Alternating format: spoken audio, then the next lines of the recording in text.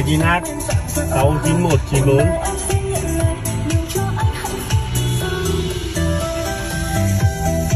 Va chạm với bạn bên kia là bạn gì?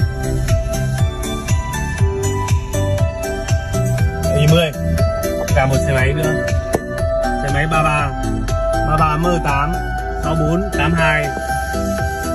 Và còn I10 hay là gì?